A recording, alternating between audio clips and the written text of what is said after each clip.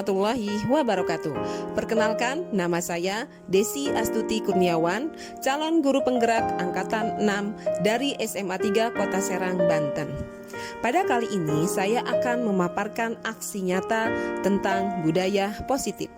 Adapun aksi nyata pada modul 1.4 adalah sosialisasi dengan teman sejawat pada hari Selasa tanggal 18 Oktober di ruangan Aula SMA 3 Kota Serang. Berikut adalah rekamannya.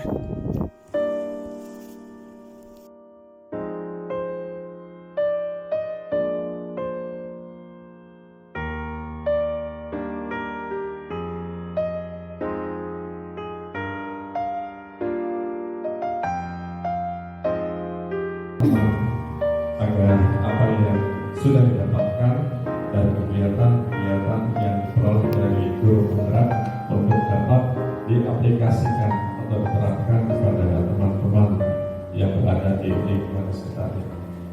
Salawat serta salam senantiasa tercurah pada junjungan Nabi besar kita Muhammad Sallallahu Alaihi Wasallam yang telah membawa ajaran kebenaran kepada umat manusia di muka bumi ini untuk senantiasa bertakwa dan bersujud kepada Allah Subhanahu Wa Taala, dan semoga kita sebagai pengikutnya akan mendapatkan satu syafaat dari beliau di yaumil akhir nanti. Amin amin ya rabbal alamin. Bapak dan Ibu, salam guru penggerak, selalu kita bahagia. Oke, terima kasih Bapak Ibu.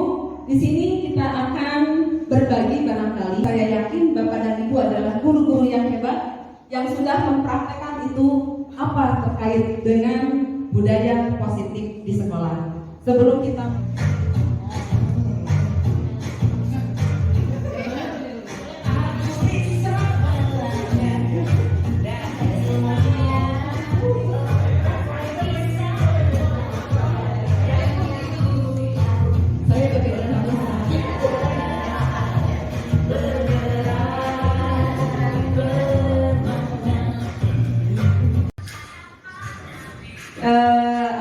biar diawali bahwa kita adalah semua harus tergerak, bergerak dan menggerakkan. Karena kita di sini tidak bisa bekerja sendiri, perlu adanya kolaborasi, ya, koordinasi.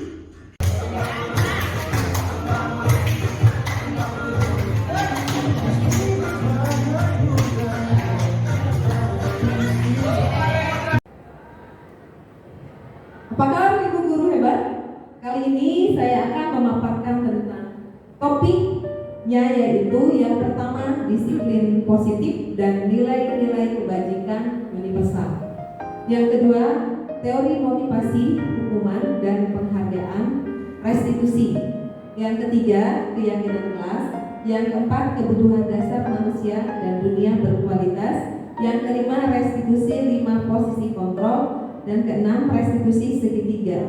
Di sini kami akan dibagi dua materinya dengan Bu Ibai. Disiplin positif dan nilai-nilai kebajikan.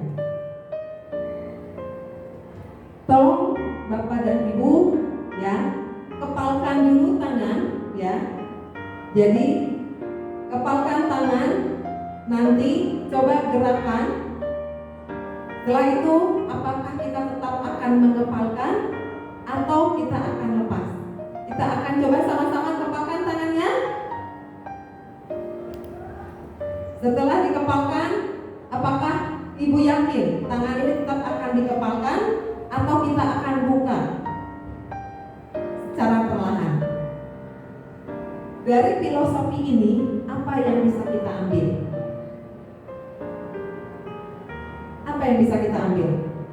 Artinya, segala sesuatu yang mengontrol itu adalah bukan orang lain, tetapi adalah diri kita sendiri, ya. Apalagi kita sebagai guru, ya, karena kita adalah sebagai pemimpin pembelajaran.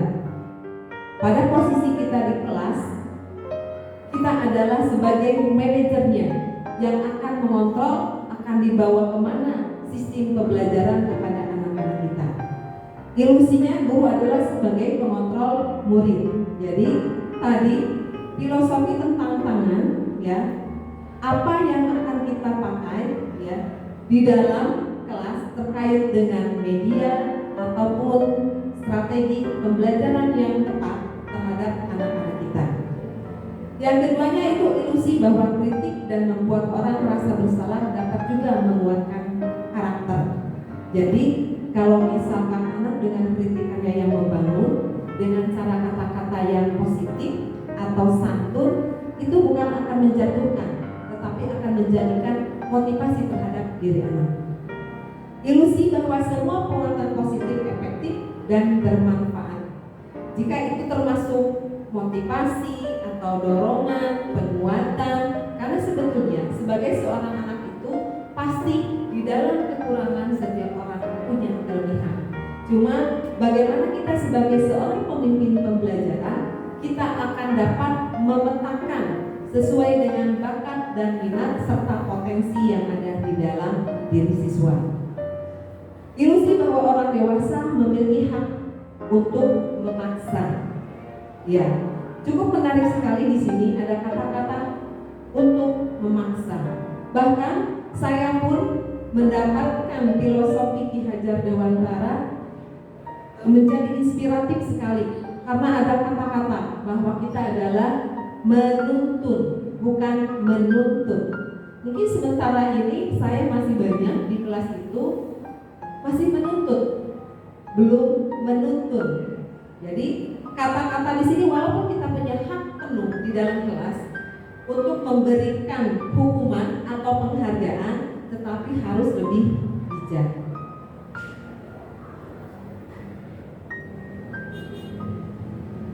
Boleh didengarkan dulu ini barangkali video ya. Kalian semua wajib ikut renang. Anak-anak, kalian harus ikut les privat sama ibu ya. Ini kan gampang, masa gitu aja nggak bisa. Pernahkah ibu dan bapak guru waktu kecil dulu mengalami dipaksa untuk melakukan suatu aktivitas? Atau mungkin sebagai guru dan orang tua pernah memaksa anak atau murid kita?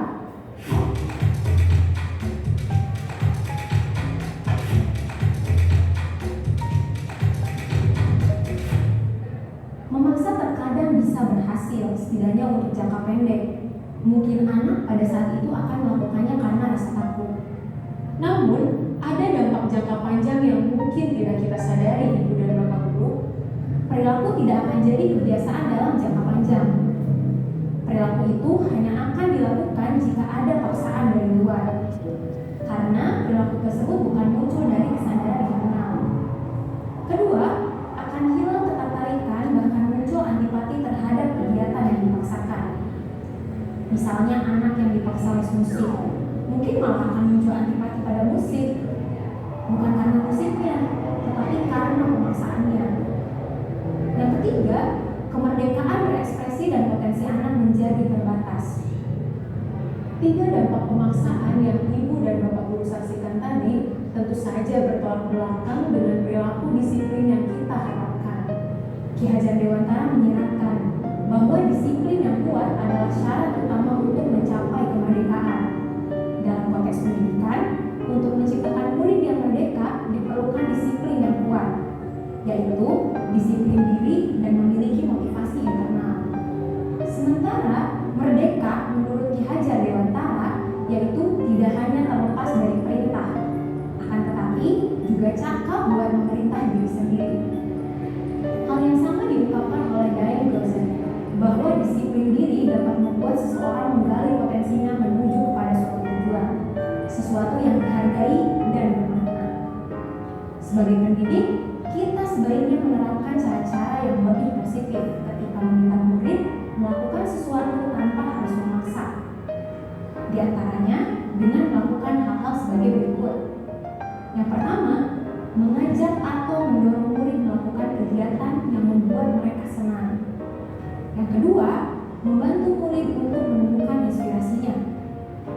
Dan yang ketiga, membuka ruang dialog dengan murid.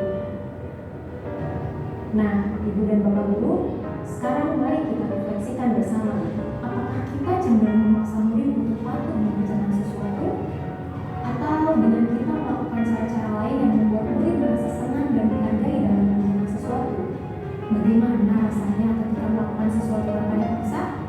Lalu, cara seperti apa yang ingin Ibu dan Bapak Guru praktikan di kelas?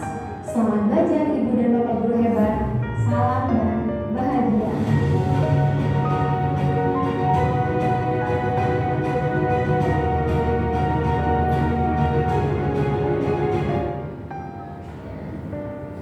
Baiklah Bapak Ibu Guru hebat, demikianlah apa yang bisa kita ambil dari tayangan tadi.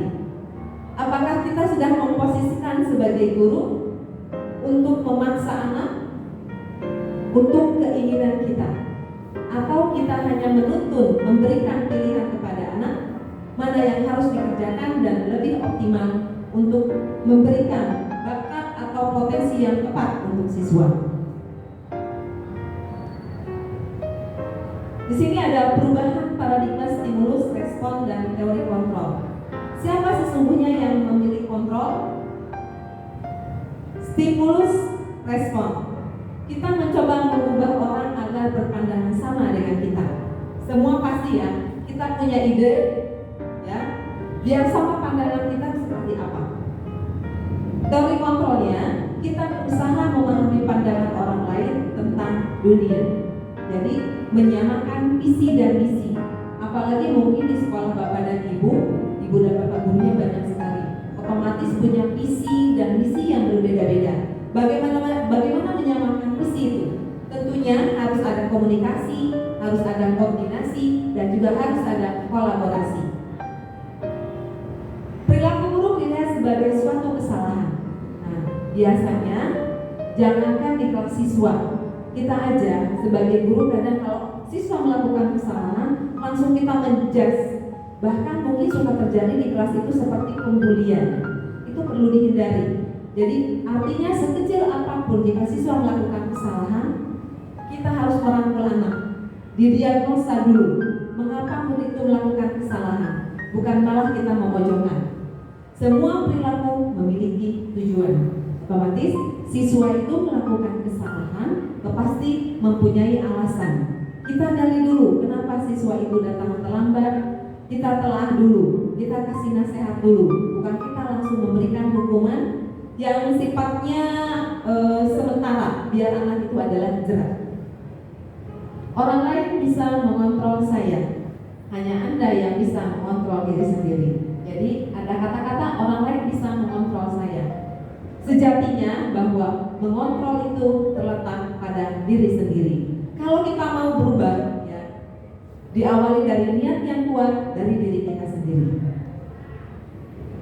Pemaksaan ada pada saat bujukan gagal. Nah, pemaksaan ada pada saat bujukan gagal. Biasanya biar cepat, ya, biasanya kita memberikan ancaman. Padahal kita di kelas itu belum membuat kesepakatan atau keyakinan kelas. Saya biasanya setiap di awal pembelajaran atau misalkan di semester awal biasanya membuat kesepakatan dengan anak. Khusus untuk pembelajaran PAI misalkan. Kalau anak terlambat mengerjakan tugas, itu dibuat kesepakatan. Kesepakatannya apa? Dan mereka jika mendapatkan hukuman tanpa harus disuruh, mereka sudah menyadari bahwa ini yang harus saya lakukan karena saya terlambat mengerjakan tugas. Kolaborasi dan konsensus menciptakan pilihan-pilihan baru. Nah, yang tadi dikatakan kita sebelumnya harus membuat kolaborasi, konsensus yang diciptakan secara bersama-sama di dalam suatu kelas untuk pembelajaran. Model berpikir menang atau kalah, teori kontrolnya model berpikir menang-menang. Jadi di sini tidak ada yang namanya bahwa kita itu kalah, tidak ada yang namanya bahwa kita itu paling menang. Karena di sini posisinya adalah sama-sama untuk membangun anak-anak kita bisa lebih paham terkait dengan tanggung jawab. Karena budaya positif ini sebetulnya sudah ada di sekolah masing-masing. Cuma barangkali bagaimana cara menguatkannya, terutama tentang kedisiplinan, tentang tanggung jawab, tentang gotong royong, kepedulian, itu sudah ada. Tinggal bagaimana kita sebagai guru untuk menguatkan kebiasaan-kebiasaan positif. Apakah makna disiplin? Dulu saya kalau mendengar kata disiplin disiplin adalah yang teringat di dalam kepala saya adalah hukuman. Sekarang paradigma itu harus kita ubah, bahwa disiplin itu bukan sekedar hukuman, tetapi adalah kesadaran. Ya. Berasal dari bahasa Latin yang disebut dengan disciplina, yang artinya belajar. Maknanya berasal dari kata ini berkonotasi dengan disiplin dari murid-murid Sokrates dan Plato. Disiplin diri membuat orang menggali potensinya menuju sebuah tujuan apa yang dia hargai. Jadi disiplin itu adalah segala sesuatu yang dibuat kesepakatan dan dihargai oleh seluruh pihak. Ya. Namun dalam budaya kita, makna kata disiplin telah berubah menjadi sesuatu yang dilakukan seseorang pada orang lain untuk mendapatkan kepatuhan. Kecenderungan umumnya adalah menghubungkan kata disiplin dengan ketidaknyamanan, bukan dengan apa yang kita hargai atau pencapaian suatu tujuan mulia. Jadi disiplin ini bukan adanya seseorang melakukan suatu perbuatan merasa tidak nyaman atau terpaksa, tetapi harus mencoba bahwa disiplin itu atau suatu perbuatan yang dilakukan muncul kesadaran dari diri sendiri. Nilai-nilai kebajikan universal. Nilai-nilai kebajikan adalah sifat-sifat positif manusia yang merupakan tujuan mulia yang ingin dicapai setiap individu. Nilai-nilai tersebut bersifat universal dan lintas bahasa, suku bangsa, agama maupun latar belakang. Apalagi belajar masih yang pertama beriman, bertakwa, berakhlak mulia, bernalar kritis, berkebinekaan. Itu adalah nilai-nilai positif ya. Setiap perilaku perbuatan memiliki tujuan menurut Dr. William Glasser. Dengan mengaitkan nilai-nilai kebajikan yang diyakini seseorang, maka motivasi intrinsik akan terbangun sehingga menggerakkan motivasi dalam untuk mencapai tujuan mulia yang diinginkan. Artinya motivasi intrinsik itu harus lebih kuat daripada motivasi ekstrinsik dari luar. Jadi kita sebagai guru, bagaimana caranya kita menumbuhkan kesadaran pada siswa-siswa kita bahwa hal-hal yang dilakukan ini positif atau negatif, anak bisa membedakan. Bahkan walaupun sudah melakukan kesalahan, mereka menyadari untuk mau memperbaiki lebih baik lagi. Ya. Nilai-nilai kebajikan yang ingin dicapai oleh setiap anak Indonesia kita kenal dengan profil belajar Pancasila. Ini adalah profil belajar Pancasila itu beriman, bertakwa kepada Tuhan Yang Maha Esa, dan berakhlak mulia. Mandiri, artinya kita harus mandiri tanpa orang lain pun kita harus banyak berbuat kebajikan. Fastabiqul khairat.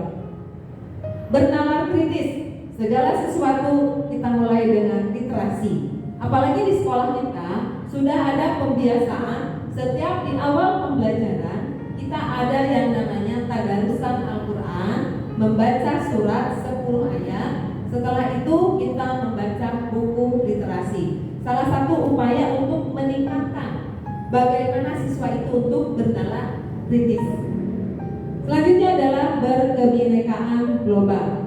Karena di kita sekolahnya adalah sekolah umum ya, berkemajemukan baik dari ras, agama. Jadi harus saling menghargai dan hormat menghormati. Bergotong royong. Biasanya di kita ada namanya Jumat bersih ya. Jadi anak-anak setiap kelas membersihkan kelas dan lingkungan sekolah dan sekitarnya. Untuk yang terakhir yaitu kreatif. Bagaimana caranya baik kami sebagai guru berinovasi memberikan pembelajaran yang menarik seefektif mungkin, dan siswa juga bagaimana mengimplementasikan kreativitas dari setiap mapel pelajaran yang diberikan oleh guru.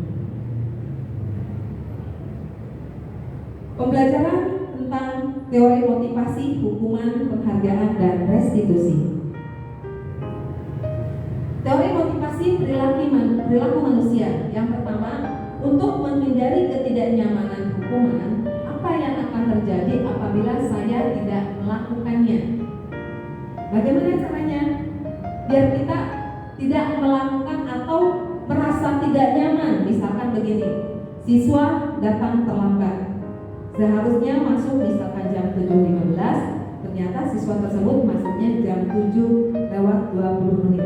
Otomatis siswa itu sudah terlambat 5 menit. Ada bentuk ketidaknyamanan yang dirasakan oleh siswa tersebut karena mereka tidak bisa langsung masuk gerbang. Otomatis bagaimana caranya biar mereka tidak merasa nyaman?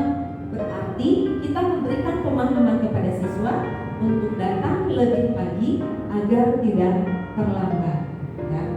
Yang kedua, untuk mendapatkan imbalan dari orang lain atau institusi, apa yang akan saya dapatkan apabila saya melakukannya? Nah, ini ada namanya pamrih, ya. Jadi segala sesuatu apa yang kita lakukan jangan pernah mengharapkan pujian, sanjungan daripada orang lain, tapi semua dilakukan karena Allah.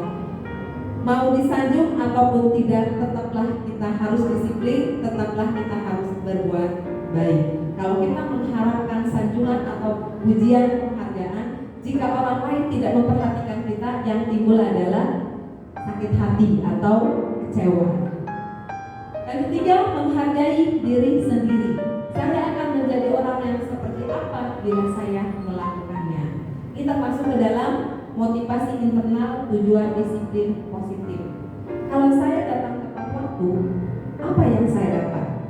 Kalau saya datang terlambat, apa yang saya dapat? Tinggal nanti kita balikan komunikasikan kepada anak. Otomatis kalau saya datang tepat waktu, saya akan tidak terburu-buru, akan lebih fokus untuk belajar.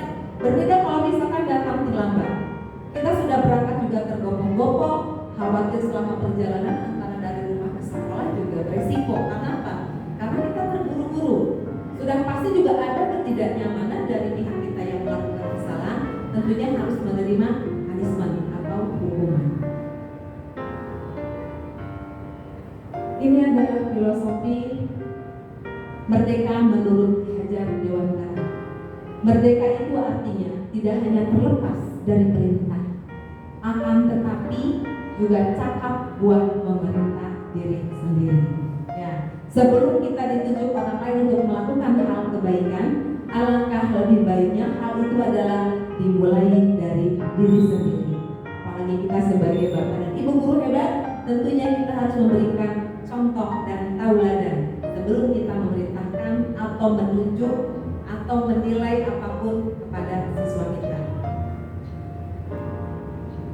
Apa itu restitusi? Mungkin sudah tidak asing lagi ya.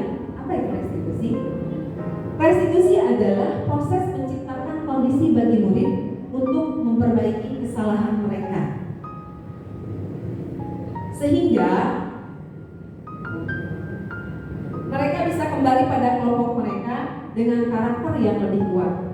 Restitusi juga merupakan proses kolaboratif yang mengajarkan murid untuk mencari solusi untuk masalah mereka dan membantu murid berpikir tentang orang seperti apa yang mereka inginkan menjadi tujuan mulia dan bagaimana mereka harus memperlakukan orang lain. Jadi di sini restitusi adalah penciptaan kondisi ya untuk menimbulkan kesadaran siswa bahwa ini adalah suatu kesalahan. Tidak cukup hanya mengakui kesalahan, tapi bagaimana mencari solusi biar anak itu tambah lebih baik, bisa memperbaiki, menjadi orang, bahkan menjadikan contoh buat teman-temannya bahwa mereka adalah orang-orang yang baik, atau menciptakan budaya positif buat dirinya sendiri, buat lingkungan, dan buat di rumahnya. Ciri-ciri restitusi.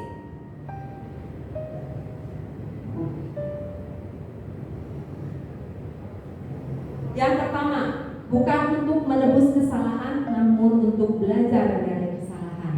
Artinya di sini kita harus bermuhasabah diri. Ya, bagaimana caranya kita pernah melakukan suatu kesalahan, tetapi jangan sampai kesalahan itu kita ulangi kembali. Kita harus bisa memperbaikinya. Yang kedua, memperbaiki hubungan.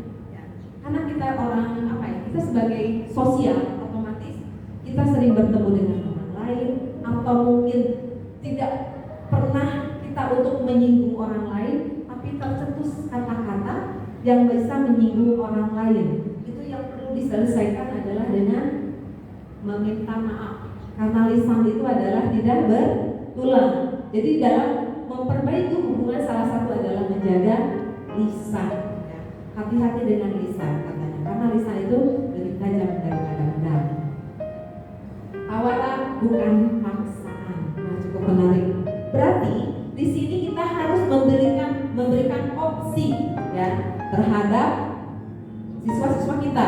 Misalkan siswa harus mengumpulkan atau membuat kreasi inovasi berbentuk laporan, karena anak itu berbeda-beda, ada yang visual, ada yang auditori, atau ada yang kinestetik. Kita sebagai guru harus bijak.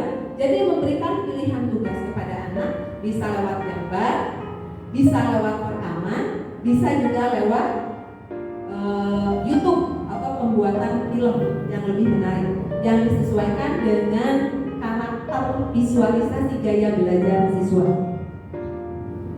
Selanjutnya, restitusi menuntun untuk melihat ke dalam diri. Jadi di sini kita sebagai guru tidak ada pemaksaan, tetapi mengarahkan atau membimbing siswa. Restitusi mencari kebutuhan dasar yang mendasari tindakan. Masih ingat kelima kebutuhan dasar manusia.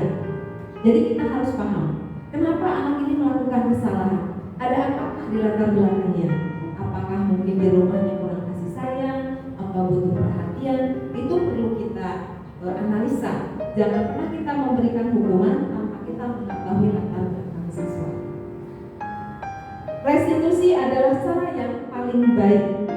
Restitusi fokus pada karakter, bukan tindakan. Artinya restitusi di sini adalah jangan kita pernah memberikan hukuman langsung gitu, tanpa ada SOP atau kesepakatan keyakinan kelas. Biasanya kita misalkan anak ini berbuat kesalahan, langsung kamu tuh harus ini, atau kamu harus menulis sampai 20 lembar. Padahal hal itu belum dibuat keyakinan kelas. Jadi hukuman semaunya guru, bukan berdasarkan kesepakatan ya. Jadi restitusi di sini adalah mencari solusi, bukan mencari siapa yang bersalah. Selanjutnya adalah restitusi mengembalikan murid yang berbuat salah pada kelompoknya. Ya, jadi kita harus tetap mengakui keberadaan anak, memberikan penghargaan kepada anak, dan kita kembalikan kepada komunitasnya, biar mereka juga bisa berkembang dan juga mereka bisa memperbaiki kesalahannya.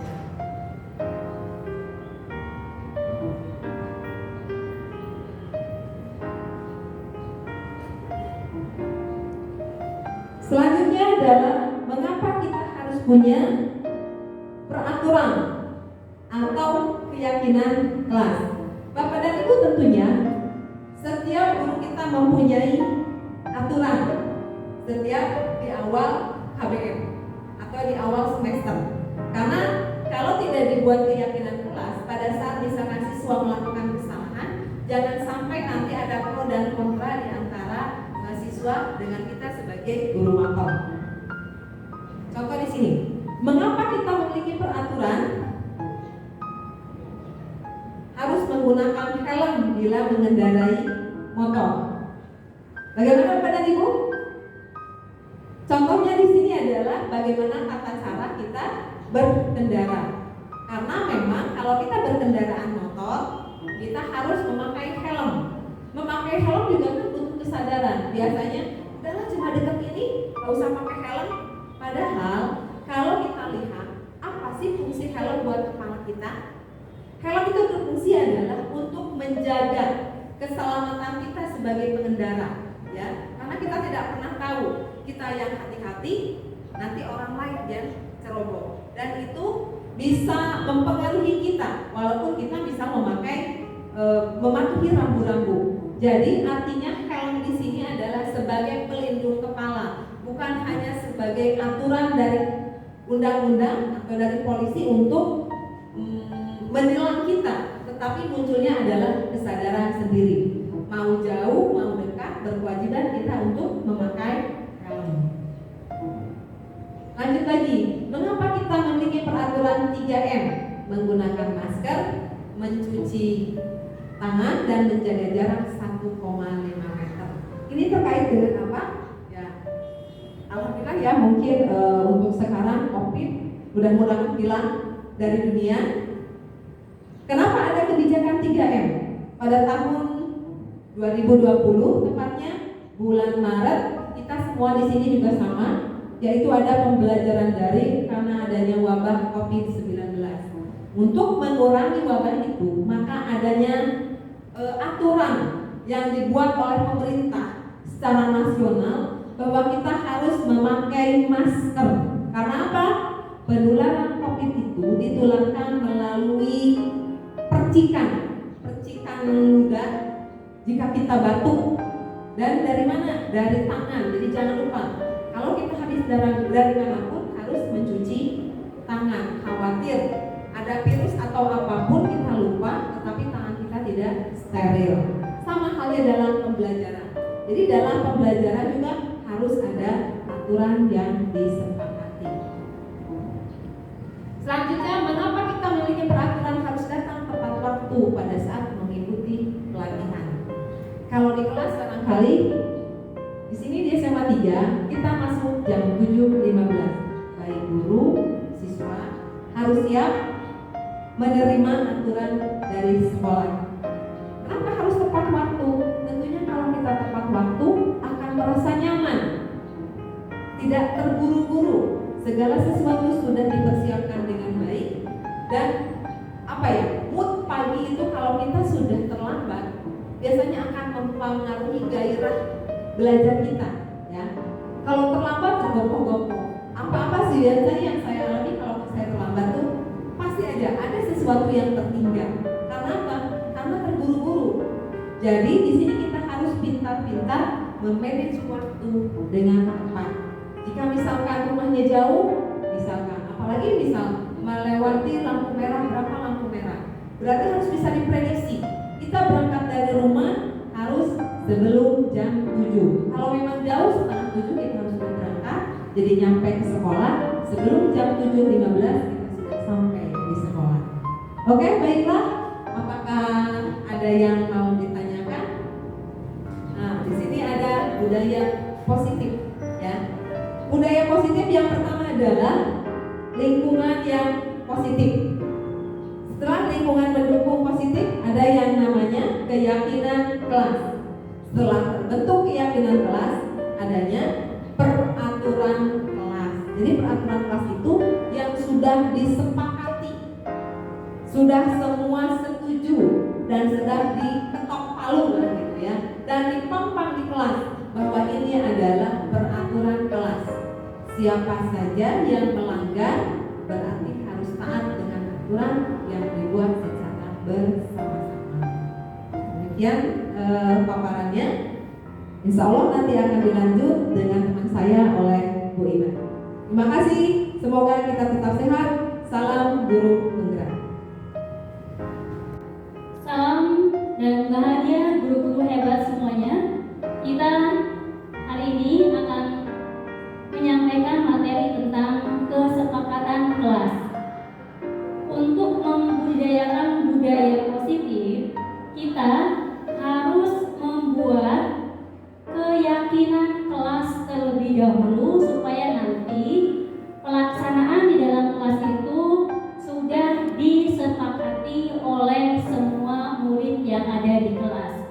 Yang pertama, untuk menuju keyakinan kelas, guru dan murid harus sama-sama sharing dan musyawarah untuk mengambil keyakinan kelas apa yang akan dibangun di kelas itu. Contoh yang di depan,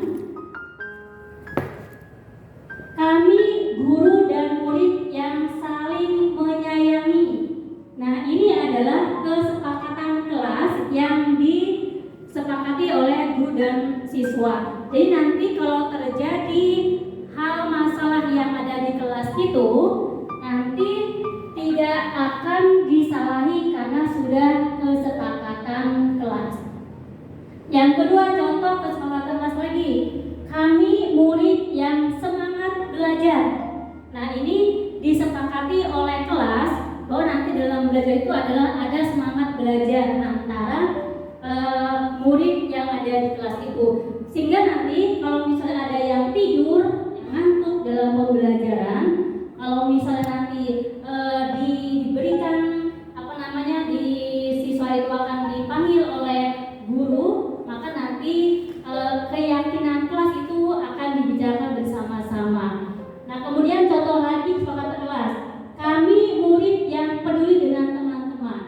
Ini juga akan diutarakan oleh masing-masing murid bahwa ada sepakat bahwa ada sepakatan kami murid yang peduli dengan teman-teman. Nah, kalau ini sudah disepakati oleh bersama antara murid dan siswa, akan menjadi keyakinan kelas. Nah, keyakinan kelas ini nanti harus dipublikasikan. Dipublikasikannya ditempel-tempel di kelas supaya diketahui oleh murid satu dengan yang lainnya, supaya paham dan ingat bahwa di kelas itu ada keyakinan kelas yang sudah disepakati. Nah, ini perbedaannya supaya diketahui tentang apa sih perbedaan antara peraturan dan keyakinan kelas. Peraturan kelas itu selalu kembalikan buku ke tempatnya, contoh kalimatnya. Nah, maka dibuat dalam keyakinan kelas tanggung jawab. Peraturan lagi contoh, dilarang mengganggu orang lain. Nah, keyakinan kelasnya adalah menghormati orang lain. Jadi lebih bahasa yang dinamis, bahasanya sentuhan hati, dan ada dorongan untuk bersama-sama menyepakati dengan bahasa sentuhan hati. Contoh lagi, peraturan hadir di sekolah 15 menit sebelum pembelajaran dimulai. Nah, keyakinan kelasnya menghormati orang lain, berkomitmen. Nah, itu adalah salah satu perbedaan antara contoh peraturan dan keyakinan kelas. Contoh yang lain supaya perbandingan antara perbedaan peraturan dan keyakinan. Gunakan masker. Nah, waktu COVID itu ada peraturan gunakan masker. Nah, bagaimana bahasa itu dipindah dalam bentuk keyakinan kelas dengan bunyi bahasanya adalah gunakan masker itu adalah untuk kesehatan dan keselamatan. Itu adalah keyakinan kelasnya bisa diutarakan di kelas bahwa keselamatan dan kesehatan itu adalah keyakinan kelas yang dibangun bagaimana kalau kita menggunakan masker. Setelah keyakinan kelas terbangun yang sudah disepakati,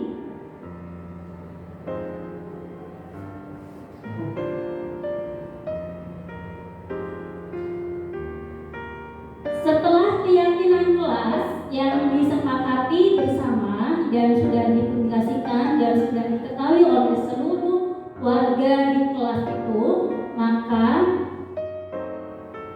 ini adalah perbedaan antara tindakan guru, hukuman atau konsekuensi. Jadi nanti kita harus tahu membedakan antara apa itu hukuman, apa itu konsekuensi, apa itu yang namanya restitusi.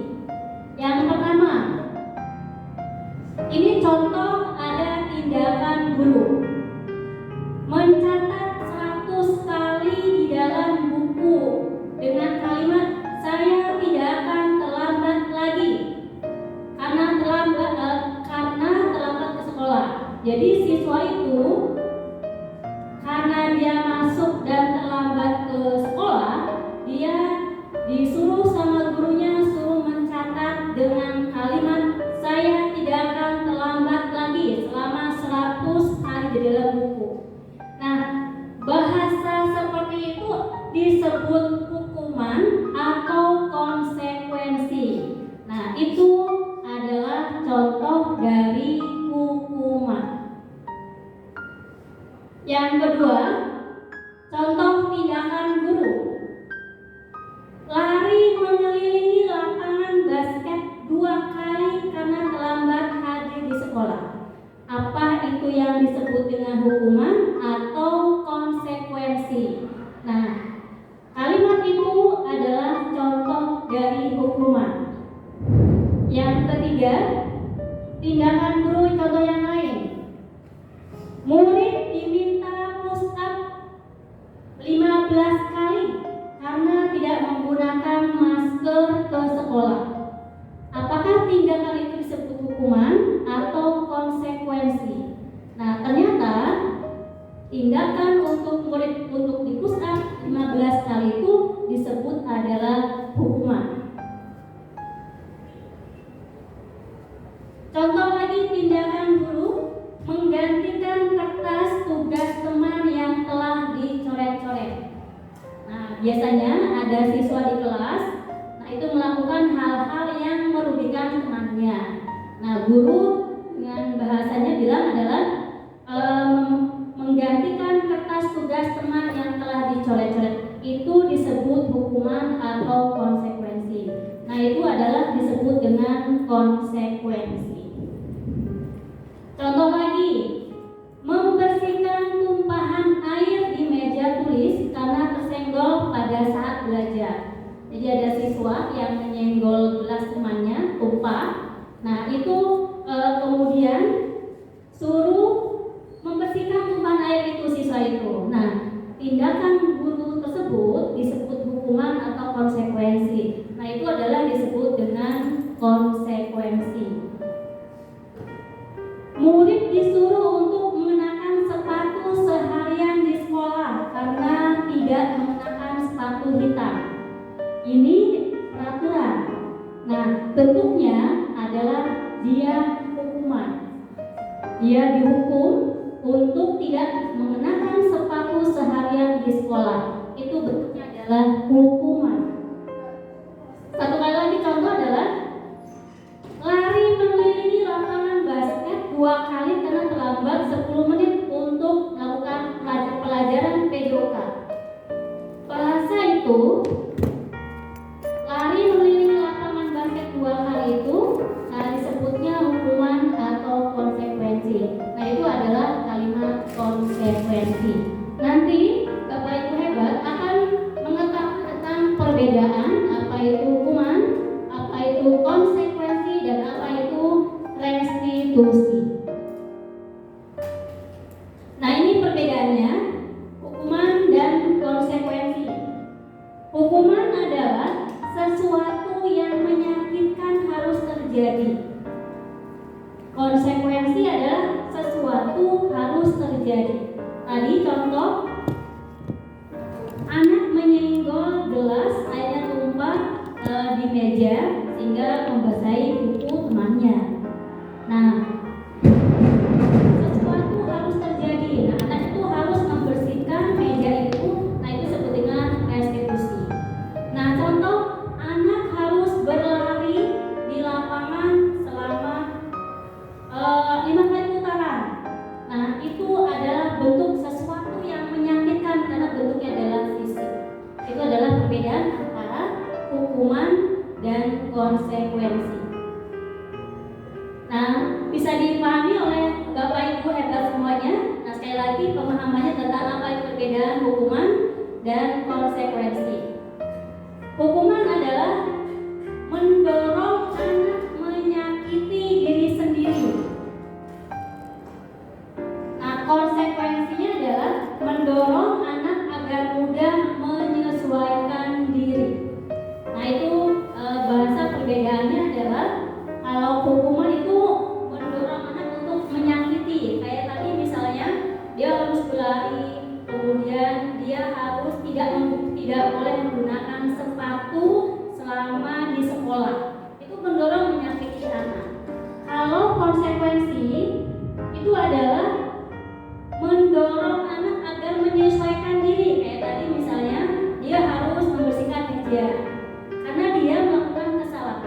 dia membersihkan meja tersebut. Itu adalah salah satu perbedaan antara hukuman dan konsekuensi yang baik.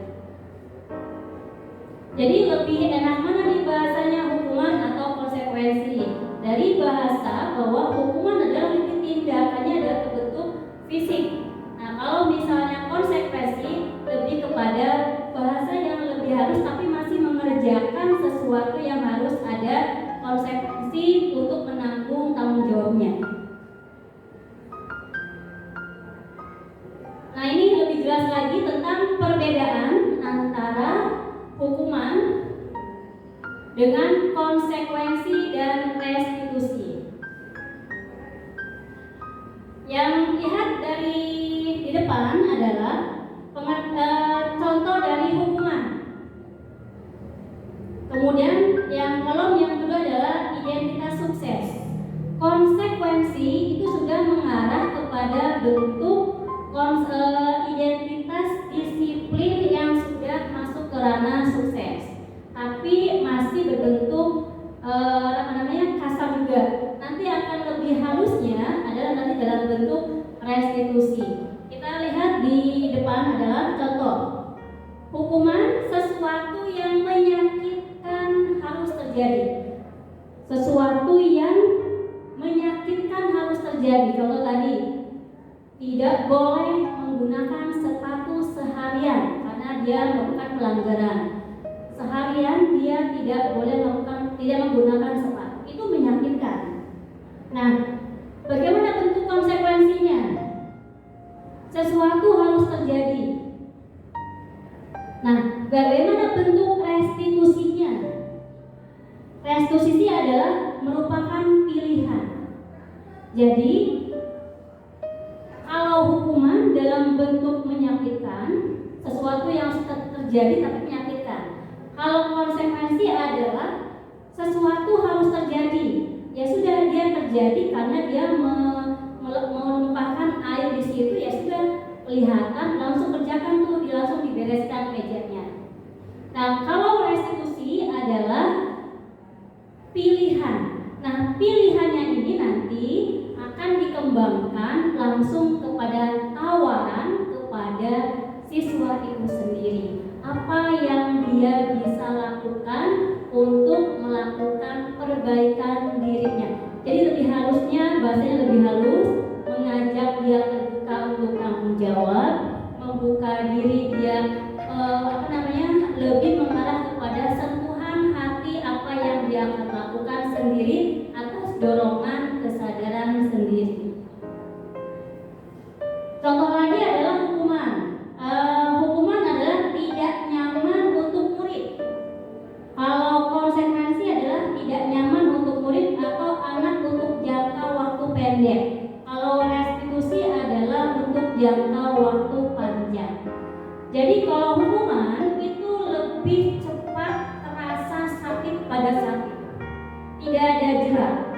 Kalau konsekuensi adalah ada jerak tapi ada spare waktu yang lebih pendek, tapi mengena tapi juga masih melakukan lagi. Kalau restitusi dia akan berjangka panjang dan dia akan merasakan bahwa hal itu adalah tidak baik untuk dilakukan dan tidak akan mengulang lagi. Jadi ada waktu yang lebih halus yang akan dia pelajari dalam proses dia lakukan sesuatu itu. Itu namanya restitusi. Contoh lagi, bahasa hukuman adalah murid atau anak membenci peraturan. Saya benci dengan peraturan itu, saya dihukum tidak boleh menggunakan sepatu seharian di sekolah. Saya benci itu. Apa kalau konsekuensi seperti apa? Murid atau anak menghormati peraturan. Kalau hukuman itu anak akan terpatri, dia akan benci. Dilarang tidak boleh menggunakan selain warna hitam di sekolah. Anak dia melanggar, dia dihukum untuk tidak boleh menggunakan sepatu sehari. Dia akan benci. Aku terpatri bahwa dia akan benci. Kalau konsekuensi, dia menghormati peraturan itu, menghormati.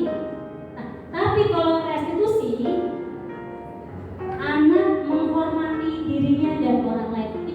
berbeda, dan itu akan lebih luas karena dia menyadari, dan itu juga adalah peraturan yang harus dilakukan di sekolah. Jadi saling menghargainya muncul, dirinya sadar bahwa kita kalau hari Senin, kalau di sekolah harus menggunakan sepatu hitam, dan dia sadar bahwa itu adalah harus dilakukan menggunakan sepatu hitam. Akan timbul dengan sendirinya dan tidak ada paksaan. Nah, dia juga akan menghormati peraturan yang ada di sekolah itu. Nah, itu namanya restitusi. Jadi nanti ada timbal balik antara murid, sekolah, guru, lingkungan, semuanya menyepakati dari yang ada di sekolah maupun di kelas.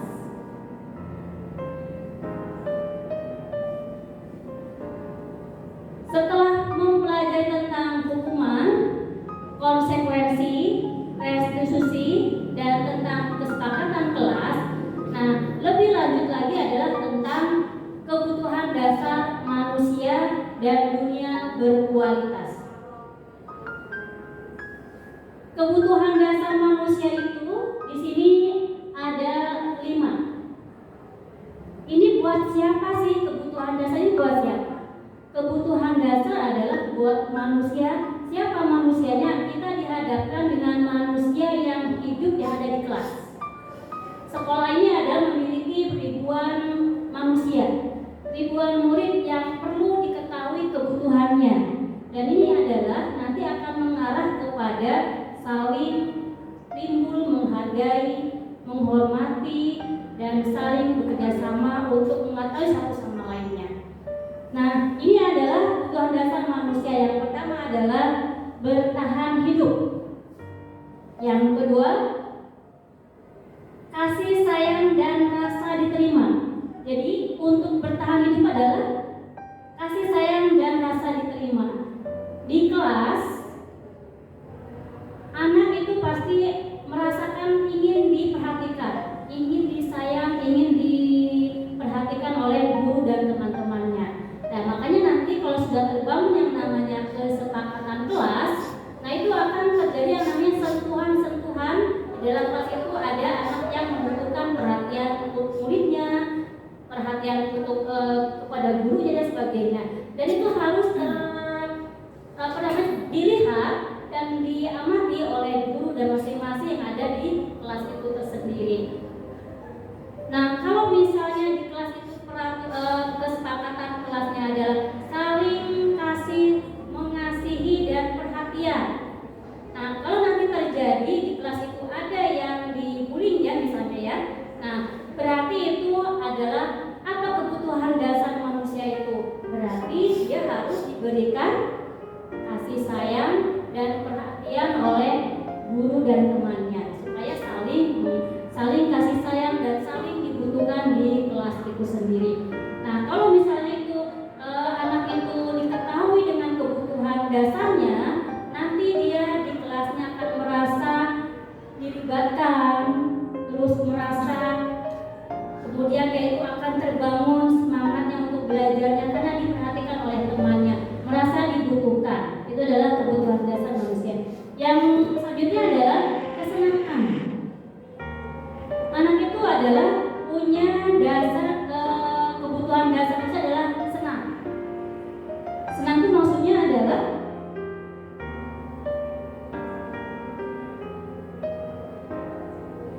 misalnya adalah ada misalnya yang perlu ditonton dengan bahagia, ada yang tertawa. Boleh nggak tertawa di kelas itu? Boleh. Silakan itu tertawa dengan misalnya ada yang lucu dia tertawa. Jangan ditekan, nggak boleh tertawa di kelas. Nah, itu namanya apa? Kebutuhan dasarnya tidak terpenuhi di kelas itu. Dan artinya tidak happy untuk belajarnya. Maka kebutuhan dasar kesenangan adalah itu harus diperhatikan oleh guru yang ada di kelas dan murid yang ada di situ, saling mengetahui akan kebutuhan dasar senang. Kemudian kebutuhan dasar tentang penguasaan. Nah, penguasaan ini adalah tentang penguasaan materi, bahwa anak itu bisa menguasai materi yang diterima oleh siswanya. Dia boleh maju depan, dia presentasi. Nah, berarti dia menguasai materi itu. Dan itu juga harus diberikan yang namanya penghargaan kepada anak tersebut bahwa dia adalah bisa menguasai materi yang diberikan oleh guru tersebut. Nah, itu adalah kebutuhan dasar bahwa manusia itu adalah mempunyai penguasaan. Saya juga bisa menguasai materi tentang matematika hitungan ini loh. Nah, itu adalah harus dihargai oleh kita. Itu akan muncul bahwa saya juga bisa loh tentang itu. Itu selalu ada tentang di dasar kebutuhan dasar manusia. Kemudian kebebasan. Kebutuhan dasar selanjutnya adalah kebebasan. Kebebasan ini bukan kebebasan anak misalnya dengan seenaknya mengatur diri sendiri tidak mengatur orang lain, bukan. Maksudnya adalah kebebasan ini adalah anak diberikan kebebasan mandiri untuk misalnya dia ini pengen mengerjakan soal menulisnya pengennya di kertas atau membuat yang untuk Canva. Nah, maka diberikan kebebasan untuk dia menggunakan media apa yang dianggap dia itu mampu dan bisa untuk bereksplorasi. Nah, sehingga nanti akan muncul yang namanya kebebasan berekspresi, kebebasan dalam bereksplorasi tentang yang dia pahami tersebut.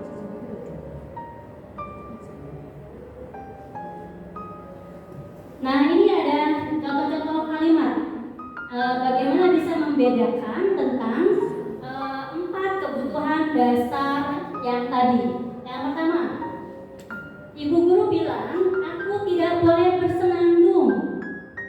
Kadang di kelas itu ada anak yang senang sambil nyanyi, lalala kayak gitu kan. Nah, dilarang sama guru. Nah, berarti ada kebutuhan dasar apa di situ? Nah, di situ adalah kebutuhan kesenangan. Jadi anak boleh ketawa, boleh riang, boleh sambil bernyanyi sambil mengerjakan tugasnya kayak gitu. Atau misalnya boleh mendengarkan musik kalau diizinkan oleh kesepakatan kelasnya. Yang penting tidak terganggu atau sesuai dengan konten yang disampaikan oleh guru. Nah, itu namanya kebutuhan dasar. Apa itu? Kebutuhan dasar adalah senang ya. Yang kedua, ibu guru tidak menyapaku hari ini padahal aku pakai jepit rambut baru. Nah, kebutuhan dasar apa itu? Kebutuhan dasar ingin diperhatikan, disayang, diperhatikan oleh gurunya. Dan itu terjadi di kelas. Nah, itu harus diperhatikan juga oleh guru dan murid sama teman di kelasnya. Kalimat selanjutnya adalah aku bosan, masa belajarnya cuma gitu-gitu aja, dengerin ibu guru aja. Nah, apa itu? Nah, itu kebutuhan dasar yang mana? Nah, coba kita lihat kebutuhan dasar yang mana nih?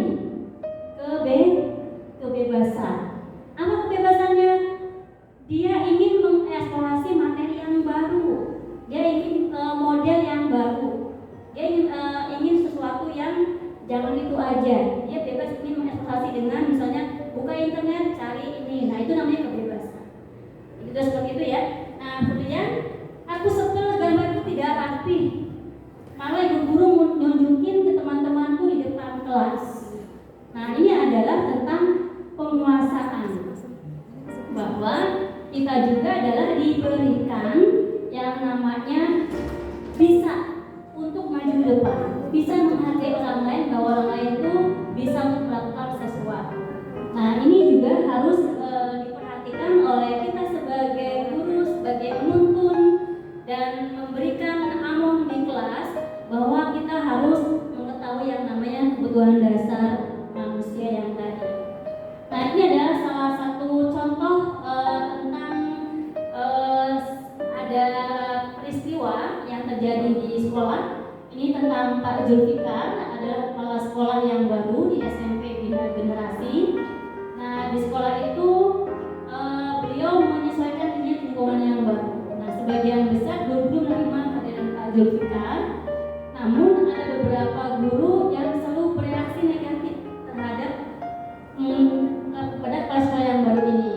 Nah, kemudian temannya amat mengimpali tentang kebijakan dari Pak Zulfikar, karena sekolah Paman itu selalu memberikan kritis terhadap pemilihan dari Pak sekolah yang baru ini. Nah, sebagai sahabatnya Pak Hanafi lagi memberikan dan bertanya kepada Pak Malik, kenapa sih Pak Malik selalu begitu kepada kepala sekolah yang baru? Nah, apa yang dilakukan oleh Pak Hanaf ini adalah dia menggali tentang Pak Malik. Nah, Pak Malik ini ternyata kebutuhan dasarnya apa yang harus digali tentang Pak Malik ini. Nah, ternyata Pak Malik ini adalah kebutuhan dasarnya adalah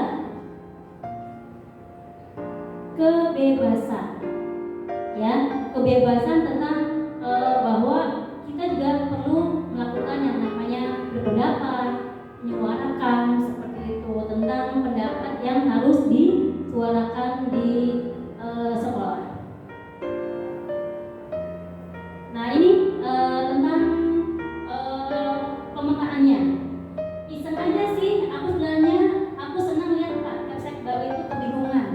Nah, dia punya kebutuhan dasarnya adalah senang. Jadi kesenangan melihat bahwa Pak Zulfikar itu kebingungan atas pertanyaan yang diajukan oleh Pak Malik. Yang kemudian ya dia kenal sama aku, katanya dia pengen diperhatikan. Kan kalau dia banyak nanya kan pasti Pak Zulfikar langsung menujunya itu siapa orang itu ya yang sering nanya itu. Jadi dia diperhatikan. Berarti kebutuhan dasarnya adalah cinta dan kasih sayang. Kemudian saya sebenarnya nggak paham beliau bicara apa itu, gitu ya.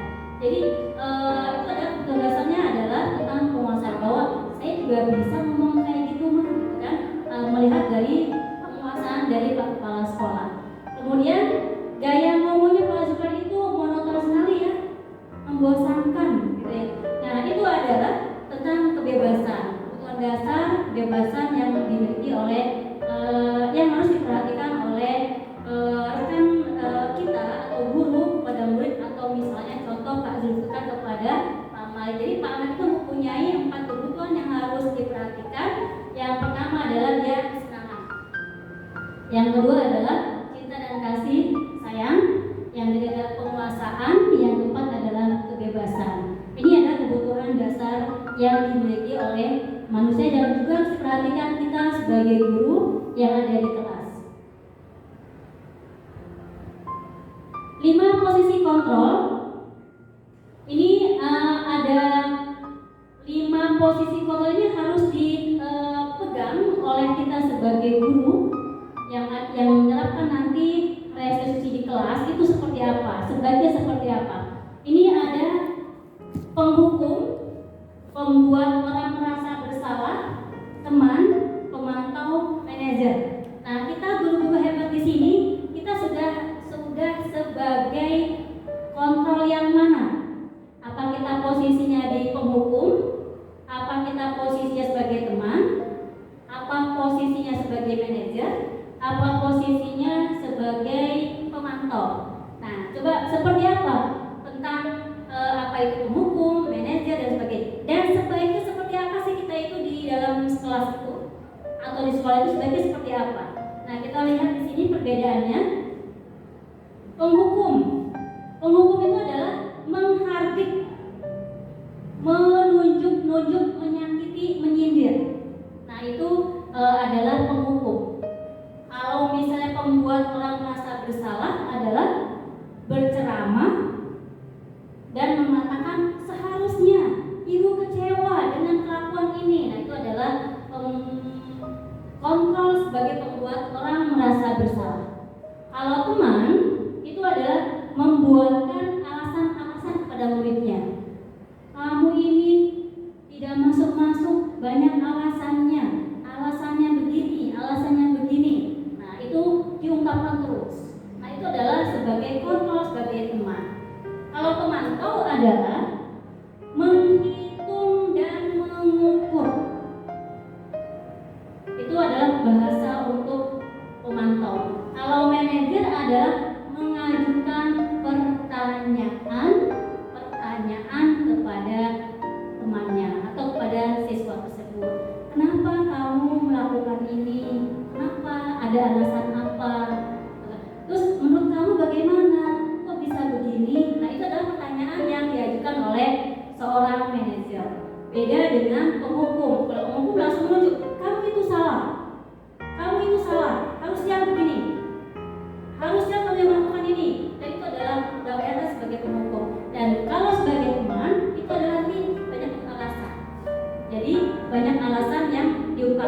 boleh dianggap sebagai teman.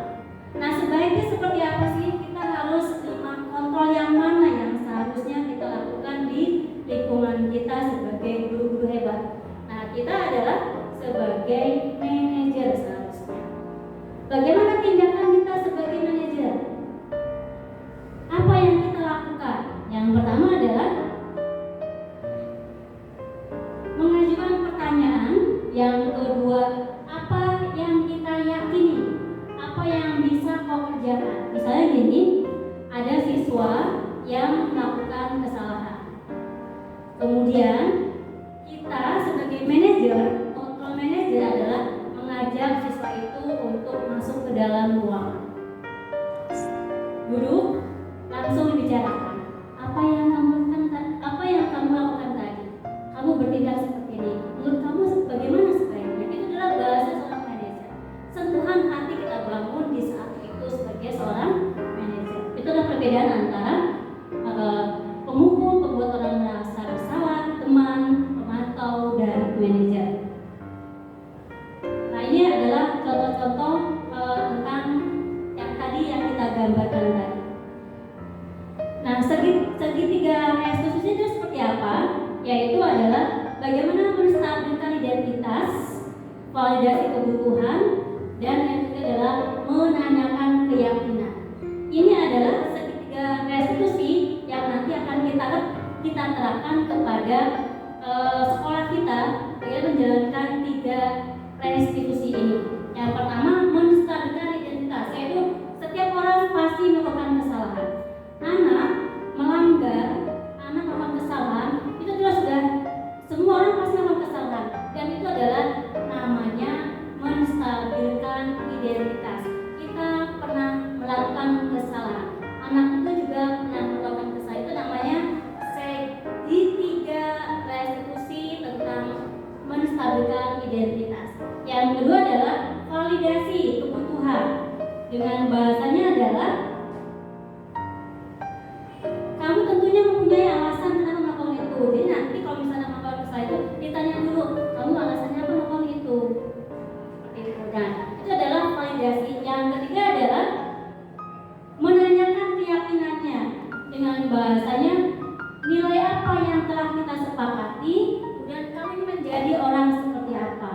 Nanti ditawarkan kepada anak tersebut dengan kamu tadi melakukan kesalahan, dengan itu kenapa alasannya.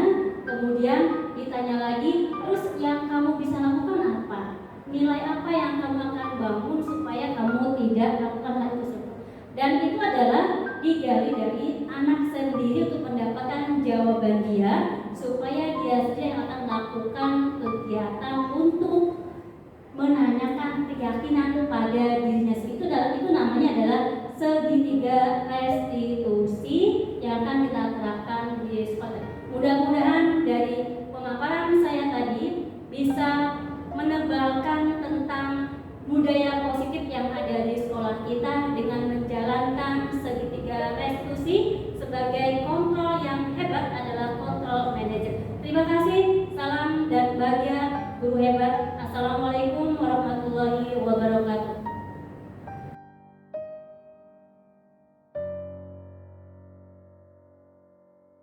Kepada kedua narasumber kita, calon CGP hebat. Mudah-mudahan apa yang disampaikan oleh beliau pada hari ini akan senantiasa berimbas kepada sekolah dan berimbas pada Bapak dan Ibu. Pertemuan kita pada siang hari ini untuk pengimbasan disampaikan sekali lagi selalu bahagia dimanapun kita berada. Jangan mikirin yang lain-lain.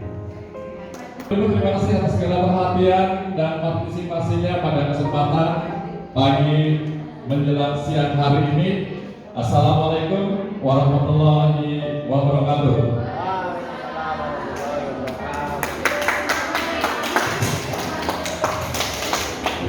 Semua dulu bergerak. Ya. Selamat.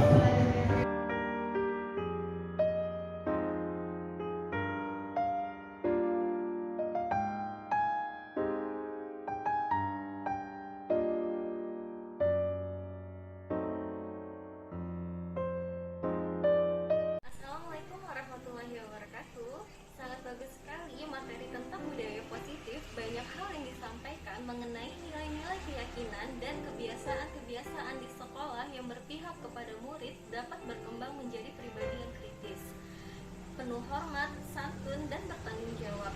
Yang cukup menarik tentang 5 posisi kontrol yaitu penghukum, pembuat rasa bersalah, teman, pemantau, dan manajer. Semoga setelah mendapat pencerahan bisa merubah menjadi seorang manajer kontrol. Terima kasih Bu Desi atas sharing ilmunya. Assalamualaikum warahmatullahi wabarakatuh. Assalamualaikum warahmatullahi wabarakatuh. Perkenalkan, nama saya Haidar Abi Mumtaz. Saya sangat setuju sekali dengan keyakinan kelas karena sangat membantu untuk menertibkan kelas dan menimbulkan rasa kesadaran pada setiap siswa. Terima kasih.